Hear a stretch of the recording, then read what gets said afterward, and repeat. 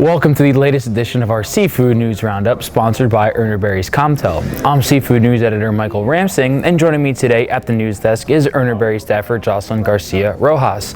Jocelyn, good afternoon. How are you? Good afternoon, Mike. I'm doing well. It's football season. Are you ready? I'm ready. All right.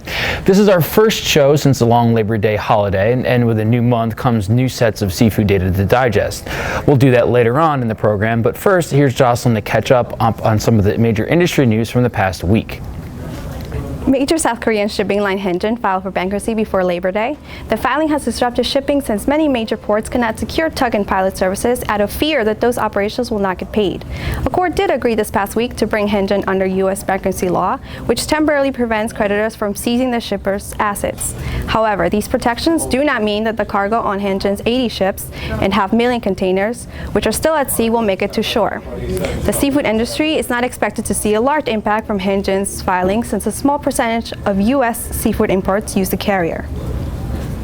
In other news, a 6-month investigation by the Associated Press found labor abuses aboard U.S.-owned and operated commercial fishing boats in Hawaii. According to the report, about 700 men from Southeast Asian and Pacific Island nations make up the bulk of the workforce among Hawaii's fishing fleet. A federal loophole allows them to take the fishing jobs without proper permits, just as long as they don't set foot on shore. SeafoodNews.com editor John Sackton called on the U.S. seafood industry to respond immediately to the report, while the National Fisheries Institute reminded its members that it has a zero-tolerance policy for labor abuse in the U.S. seafood supply chain. Sign up for SeafoodNews.com to read more about these stories and to get more daily news updates from around the seafood industry. Now here's Michael with this week's top stories. Thank you, Jocelyn. A couple of updated seafood data sets and a recent filing from the Department of Commerce topped our news in the first week of September. Indian shrimp exporters received some positive news this week when the Department of Commerce reduced duty rates in its final 10th administrative review decision. Final Indian rates for Falcon Marine were 0.74% and 3.3% for the Liberty Group, while the countrywide rate for 201 other exporters was 2.2%. All of these rates were lower compared to Commerce's preliminary rates issued this past March. The countrywide rate is also lower from the final 9th review rate issued in 2015. These lower rates are beneficial for Indian shrimp exporters who made up 17% of the U.S.'s total shrimp imports between 2014 and 2015. August was the first month all year that the FDA rejected less imported seafood items to the U.S. market, mostly because of a sharp fall in the number of shrimp items refused in the month, according to the administration's latest round of refusal data. However, rejections for the year are up 19%, with filth the leading cause of refusals in 2016. Mahi, shrimp, lobster, tuna, and red snapper are the top 5 refused items this year. Rejections for all of these items, except for shrimp, are up substantially. Lobster has seen the sharpest increase because of higher spongy lobster rejections from Brazil for filth. This year's higher rate of seafood rejections is not an unexpected phenomenon, since the FDA said at the start of the year that it would be inspecting more imported seafood in 2016.